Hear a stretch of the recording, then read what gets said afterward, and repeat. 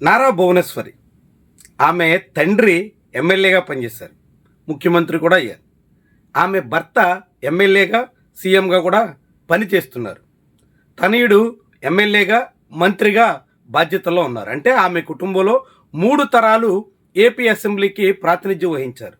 ఇప్పుడు ఆమె కూడా అసెంబ్లీలో అడుగుపెట్టాలని తహతహలాడుతున్నారు. అందుకు తగ్గట్టుగా ప్రణాళికలు రచిస్తున్నారు. వచ్చే ఎన్నికల నాటికి మహిళా రిజర్వేషన్ అమల్లోకి వస్తే కుప్పం నుంచి ఆమె బరిలో దిగడం దాదాపు ఖాయం అనే మాట ప్రబలంగా వినిపిస్తుంది. అందుకు తగ్గట్టుగా ఆమె కార్యాచరణ కూడా మొదలైపోయింది. నిజానికి నారా భువనేశ్వరి ప్రత్యక్ష రాజకీయాల్లోకి 2023లోనే అడుగుపెట్టారు. చంద్రబాబు నాయుడిని అరెస్ట్ చేసిన తర్వాత ఆమె రోడ్డెక్కారు, వివిధ నిరసన కార్యక్రమాలకు హాజరయ్యారు. ఆ తర్వాత పార్టీ కార్యకర్తల పరామర్శల పేరుతో రాష్ట్ర వ్యాప్త పర్యటన చేశారు, ఎన్నికల ప్రచారంలో పాల్గొన్నారు, వివిధ కార్యక్రమాలు నిర్వహిస్తూ జనాల్లో నిత్యం కనిపించే ప్రయత్నం చేశారు. ఇక అధికారంలోకి వచ్చిన తర్వాత కూడా కూటమి ప్రభుత్వ హయాంలో ఆమె తన కార్యక్రమాల్ని విస్తరించే ప్రయత్నంలో ఉన్నారు. రాష్ట్ర వ్యాప్తంగా ఎన్టీఆర్ ట్రస్ట్ పేరుతో వివిధ సేవా కార్యక్రమాలు నిర్వహిస్తున్నారు. అదే సమయంలో కుప్పంలో కేంద్రీకరించి విస్తృతంగా కార్యక్రమాలు చేపడుతున్నారు. ప్రతి 2 నెలలకు ఒక్కసారైనా అక్కడ ఆమె 3-4 రోజుల పాటు పర్యటన చేస్తున్నారు. అయితే తన పర్యటన కూడా ఏదో సాదాసీదాగా కొద్దిమందితో మాట్లాడొచ్చే కార్యక్రమాల్లా కాకుండా ఎక్కువగా పబ్లిక్తో మమేకమయ్యే రీతిలో కార్యక్రమాలు ఉంటున్నాయి. ఇప్పుడు కుప్పంలో ఆమె నిర్వహిస్తున్నటువంటి పర్యటనలో కూడా అన్నా క్యాంటీన్ ప్రారంభోత్సవం, మహిళా సంఘాలతో ముఖాముఖి, ఇతర అనేక ముఖ్యమైనటువంటి కార్యక్రమాలు కూడా ఆమె ప్రధానమైనటువంటి పాత్ర పోషిస్తున్నారు.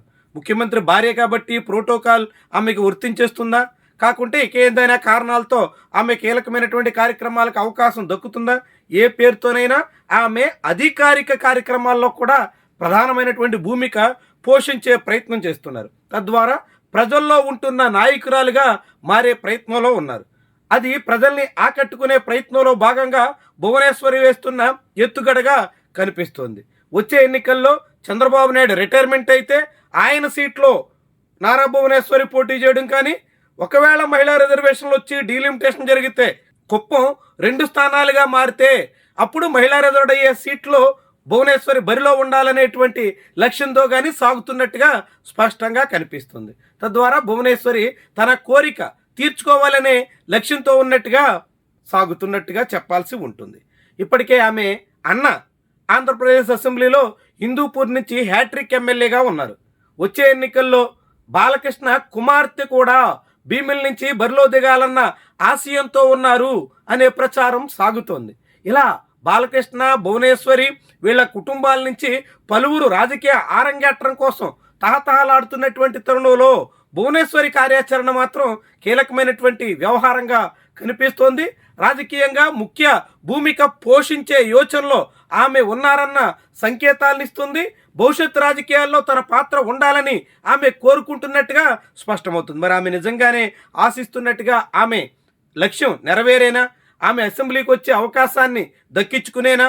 అది మహిళా రిజర్వ్ సీట్లో గెలిచే అవకాశాన్ని దక్కించుకుంటారా?